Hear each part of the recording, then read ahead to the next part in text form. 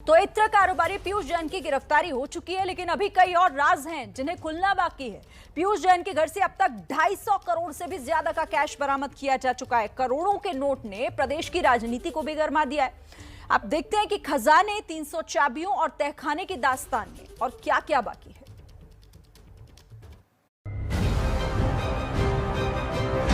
257 करोड़ रुपए, सोने चांदी के जेवरात, 300 चाबियां, काली कमाई का खजाना और एक तहखाना।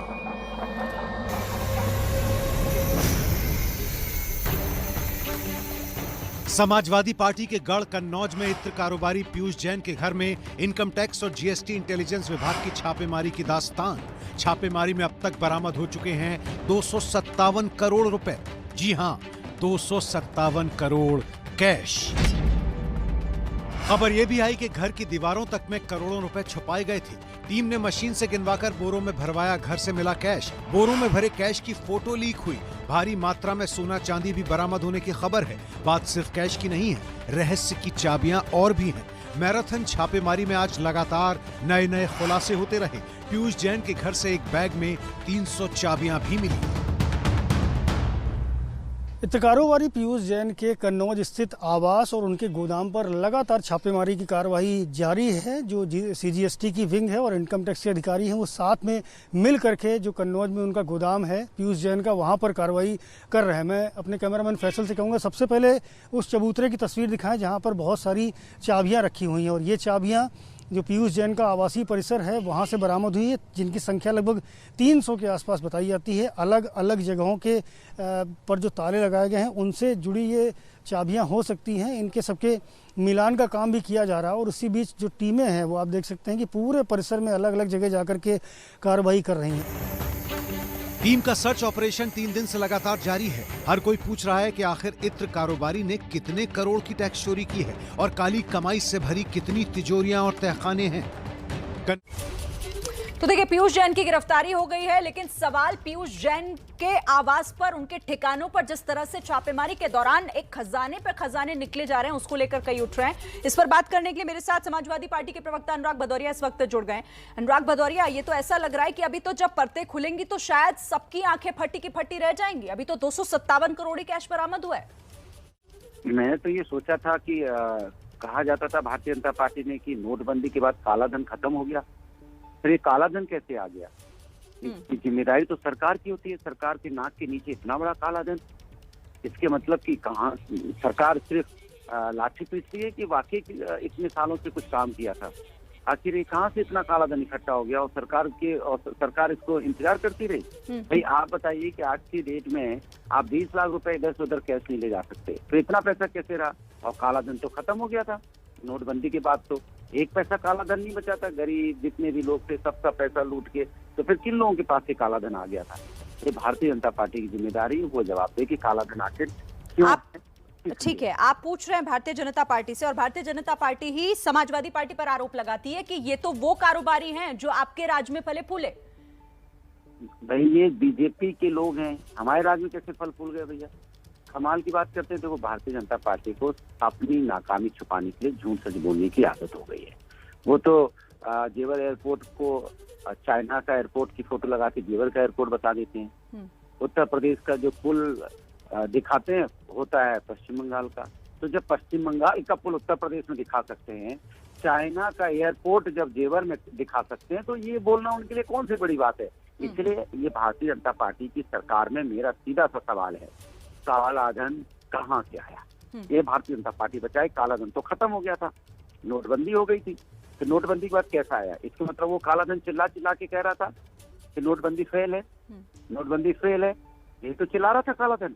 एक वोट यही कह रहा था कि कालाबंदी जो नोटबंदी हुई थी वो पूरी तरह से फ्लॉप साबित हुई। ये कई सवालों को जन्म देती है ये छापेमारी, और इसमें जो बरामद हो रहा है खजाना, मतलब एक इत्र कारोबारी, एक ऐसा कारोबारी जिसके अड़ोसी पड़ोसी भी नहीं जानते कि उनके पास क्या है क्या नहीं है। 257 करोड़ का कैश, कई ऐसे सोने चांदी अभी तक बरामद हो चुके हैं, 300 चाबियां मिली हैं। मतलब बिना संरक्षण के क्या ऐसा मुमकिन है कि एक कारोबारी इतने बड़े स्तर पर अपना साम्राज्य फैलाए? हाँ, तो यही तो सरकार का है ना, जरूर सरकार का संरक्षण है भाई। सरकार नहीं तो कोई व्यक्ति के घर में इतना पैसा होगा तो सिक्योरिटी और व्यवस्था तो सरकार की हो सकती है, वरना तो आदमी कैसे रख सकता है? आप बता दीजिए मुझे, कैसे रख सकता है? मैं भी जानना चाहता हूँ कि बिना सरकार के संरक्षण के इतना पैसा नहीं रखा जा सकता एक घर में। नहीं, लेकिन क्या एक दिन में इतना खजाना इकट्ठा किया जा सकता है? चलिए, अनुराग जी से संपर्क हमारा टूट गया है। समाजवादी पार्टी के प्रवक्ता जो कह रहे थे वो सीधे सीधे बीजेपी पर आरोप लगा रहे थे। पंकज जी हमारे साथ लगातार बने हुए हैं। पंकज, यहाँ पर अब आरोप प्रत्यारोप तो इस तरीके से आगे होंगे ही।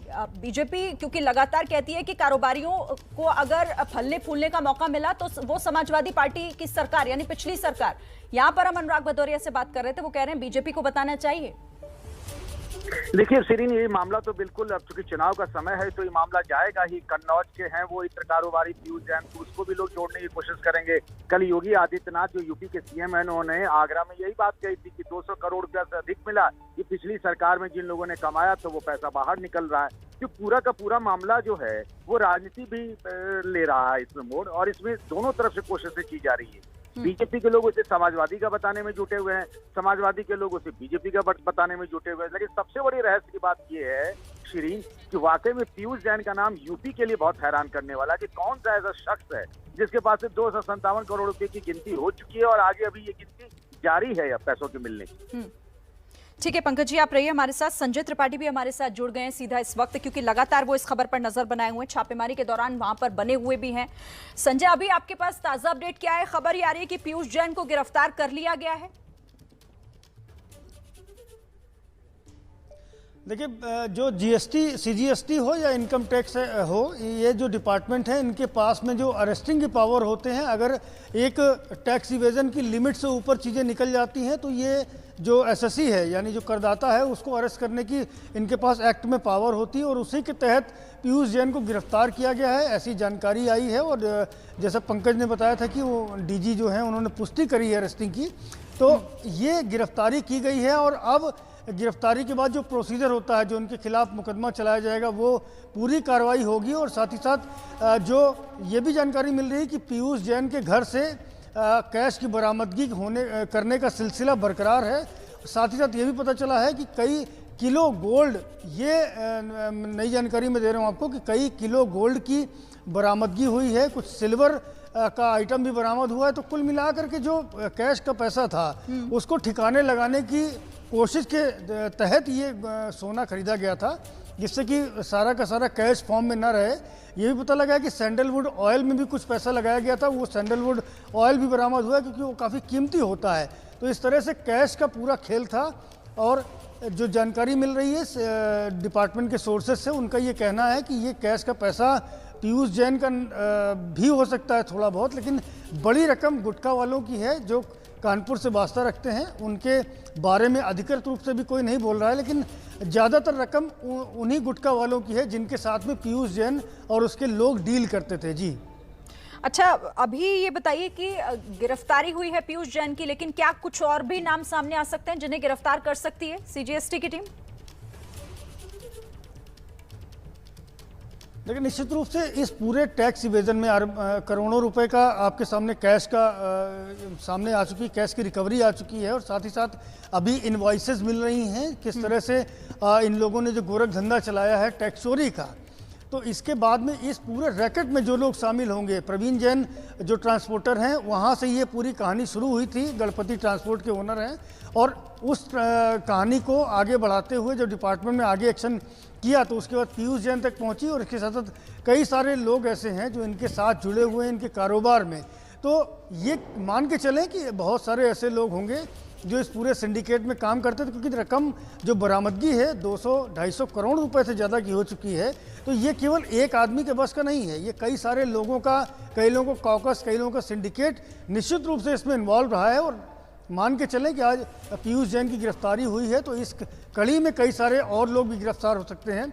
एक जानकारी शिरीन में और देना चाहता हूं कि ये भी पता चला है कन्नौज का जो इसका प्रीमाइसेस है पीयूष जैन का, यहाँ पर अभी भी छापेमारी चल रही है रात भर और पिछले 4 दिनों से चल रही है। वहाँ पता चला है कि लगभग 300 करोड़ रुपए से ज़्यादा की प्रॉपर्टी के दस्तावेज मिले हैं, जिनमें प्रॉपर्टीज़ पीयूष जैन की कानपुर में है, मुंबई में है, दिल्ली में है, कन्नौज में है और साथ ही साथ दुबई में भी हैं। तो ये अहम जानकारी मैं दे रहा हूँ कि कई सारी प्रॉपर्टीज़ हैं जिनकी कीमत मान के चलिए कि लगभग 200 से 250 करोड़ रुपए की बताई जा रही। तो ना केवल मूवेबल प्रॉपर्टी बल्कि इमूवेबल प्रॉपर्टीज़ के भी जानकारी सोर्सेज मिल रहे हैं और इस मामले में लगातार टीम कार्रवाई कर रही है। और आज जैसा कि पीयूष जैन को गिरफ्तार कर लिया गया है तो ये सिलसिला आगे बढ़ेगा, निश्चित रूप से बढ़ेगा। और जो पूरा कॉकस है, जो पूरा इनका गैंग है, उनमें से अभी संभव है कि बहुत सारे कई और नाम सामने आएंगे और कुछ लोगों की गिरफ्तारी भी हो सकती है। तो बड़ी जानकारी संजय त्रिपाठी हमारे सहयोगी दे रहे हैं कि देखिए कैश तो बरामद हुआ ही है, कुछ दस्तावेजों का बता रहे हैं संजय कि दस्तावेज भी मिले हैं जो बताते हैं कि लगभग 200 से 250 करोड़ की संपत्तियां अलग अलग शहरों में है। यानी कि अब ये जांच जब आगे बढ़ेगी तो इन संपत्तियों का भी खुलासा होगा। पीयूष जैन की 300 करोड़ की संपत्ति के दस्तावेज मिले हैं। बड़ी खबर इससे जुड़ी इस वक्त हम बता दें, पीयूष जैन के कई ठिकानों पर लगातार छापेमारी टीम कर रही है और अभी पीयूष जैन की गिरफ्तारी भी हो चुकी है, लेकिन इस गिरफ्तारी के फेर में कुछ और लोग फंस सकते हैं। मुंबई और दुबई में भी करोड़ों की संपत्ति होने का खुलासा हो सकता है क्योंकि इसी से जुड़े दस्तावेज मिले हैं। हमारे सहयोगी लगातार इससे जुड़ी एक एक जानकारी आप तक पहुंचा रहे हैं। पीयूष जैन के खजाने से और क्या क्या निकलेगा, लगातार यही खंगालने की कोशिश टीम की तरफ से की जा रही है। इससे जुड़ी हर एक जानकारी हम आपको दे रहे हैं। तो इत्र कारोबारी पीयूष जैन के ठिकानों पर लगातार इनकम टैक्स की टीम मौजूद है और छापेमारी कर रही है और कारोबारी पीयूष जैन को गिरफ्तार भी किया जा चुका है। 257 करोड़ कैश बरामद हो चुका है अब तक। 300 करोड़ की प्रॉपर्टी के दस्तावेज मिले हैं। करोड़ों की कीमत का सोना अभी तक बरामद किया जा चुका है और इस खजाने में कुछ और राज भी छिपे हो सकते हैं जिनका खुलासा होना बाकी है।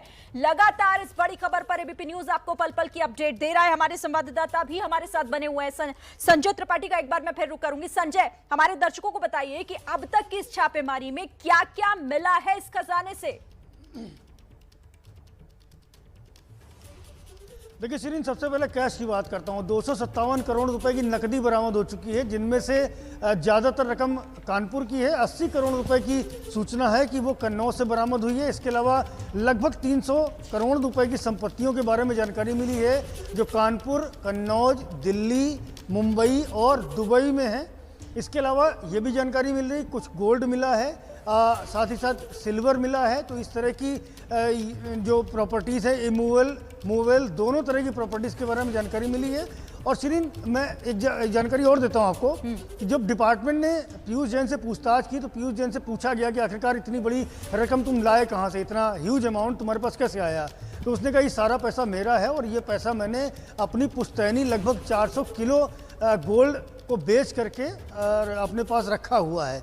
जब उससे ये पूछा गया कि आखिरकार किस ज्वेलर्स को बेचा गया, कहाँ बेचा गया, तो इस तरह के सवालों का वो कोई जवाब नहीं दे पाया, भटकाता रहा, भरमाता रहा और फिलहाल जो ये पूरी रकम है इसका कोई तर्क नहीं दे पाया। लेकिन जो हमारे सोर्सेज बताते हैं उनका ये कहना है कि जो रकम है इसका ज़्यादातर हिस्सा गुटखा कारोबारियों का है जो कानपुर से वास्ता रखते हैं और जिनको फार्मूला फ्रेगरेंस जो गुटखे में डाला जाता है, इस्तेमाल किया जाता है, वो पीयूष जैन सप्लाई करता था। तो इस तरह की तमाम सारे खुलासे भी और भी होंगे कि इसका जो इन्वेस्टमेंट है वो कहाँ कहाँ है, जो कैश का पैसा है वो किनका है। एक और बात आप गौर करिएगा तो जिन शक्लों में ये नोट बरामद हुए हैं उनको बहुत ढंग से पैक किया गया है, पॉलीथीन लगाया गया है, फिर उसके ऊपर टेप लगाया गया है। तो ये माना जा रहा है कि पिछले कुछ महीनों में या 1-2 सालों तक से इसको इकट्ठा किया गया था और किसी खास मकसद से इस पैसे को जमा करके रखा गया था। अब ये भी माना जा रहा है कि ये हवाला की रकम को इधर से उधर करने के काम भी आता था। लेकिन बहरहाल इस तरह के कई सारे सवाल हैं जिनका अभी जवाब पीयूष जैन को देना होगा और उसके साथी सहयोगी जो भी इस गोरख धंधे में शामिल है उनको देना होगा। और टीमें लगातार पड़ताल कर रही हैं, पूछताछ कर रही हैं। तो अभी मान के चले शिरीन कि बहुत सारे खुलासे होंगे और ये जो ब्लैक मनी है, इस पैसे का अनअकाउंटेड मनी है क्योंकि इसका हिसाब किताब पीयूष नहीं दे पा रहा है। तो इस तरह के कई सारे सवालों का जवाब पीयूष देगा और बिल्कुल उसके संजय, बाद में तमाम सवालों का जवाब पीयूष जैन को देना होगा और जांच एजेंसी लगातार इस पूरे मामले में जांच कर रही है। तो आशंका इसी बात को लेकर है कि जब जांच और आगे बढ़ेगी तो कई और नाम होंगे जिसे सुनकर, जिन्हें पढ़कर हम चौंकेंगे, क्योंकि कारोबारी पीयूष जैन के इस काले खजाने से और क्या निकलेगा, ये वाकई बेहद बड़ी खबर है और इससे जुड़ी हुई हर जानकारी हम अपने दर्शकों तक पहुंचा रहे हैं। शुक्रिया आपका। फिलहाल आगे भी आपसे हम बातचीत करते रहेंगे संजय।